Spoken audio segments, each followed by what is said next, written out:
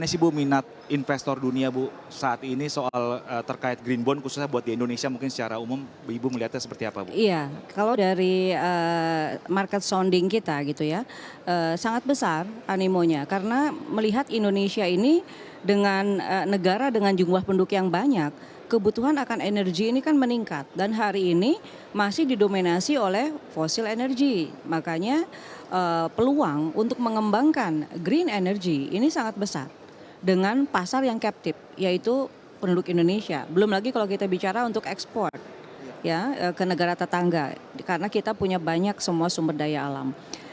Jadi memang yang kita lakukan sekarang adalah sesegera mungkin kita melakukan pengembangan dengan memetakan potensi masing-masing daerah itu apa yang bisa dikembangkan gitu dan dibangun sehingga konsep kemandirian energi ini bisa segera tercipta dan juga kita siapkan tenaga kerja agar bisa terjadi alih teknologi dan sebagainya. Kita harus mempersiapkan diri untuk itu.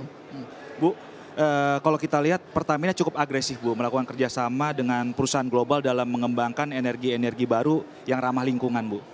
Bagaimana kerjasama ini bisa menguntungkan Pertamina di Indonesia mungkin Ibu bisa menceritakan Bu? Iya, jadi seperti yang sampaikan tadi ya, ada 3 tantangan kan, yang teknologi dan financing. Nah jadi ini yang kita lakukan, cara cepatnya adalah dengan partnership untuk mengurangi resiko tersebut. Sehingga partnership itu menjadi kunci sebetulnya, kunci untuk mengakselerasi pengembangan energi energi hijau, bisnis hijaunya Pertamina. Beberapa kita sudah bekerja sama dari mulai yang existing business kita melakukan untuk CCUS. Kita sudah berhasil menemukan dari satu basin saja itu ada formasi yang potensinya itu 21 juta ton CO2 untuk storage. Jadi ini bisa segera digarap. Itu baru dari satu lokasi. Kemudian juga di beberapa blok migas kita juga sudah lakukan CO2 injection di mana kemudian produksinya jadi meningkat.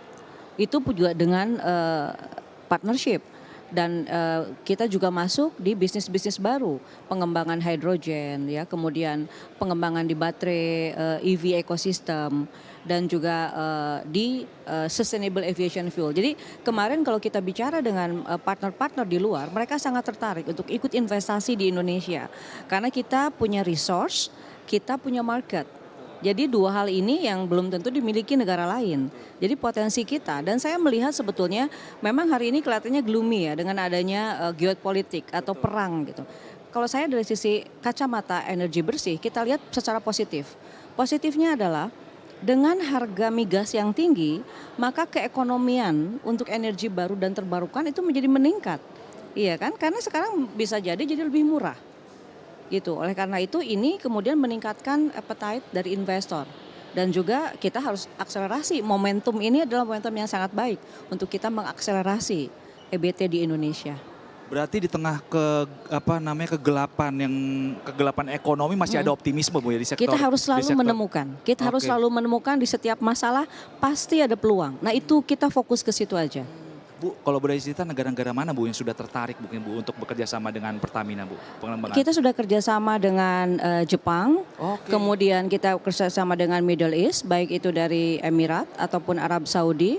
Kita sudah kerjasama dengan di Eropa juga ada beberapa negara.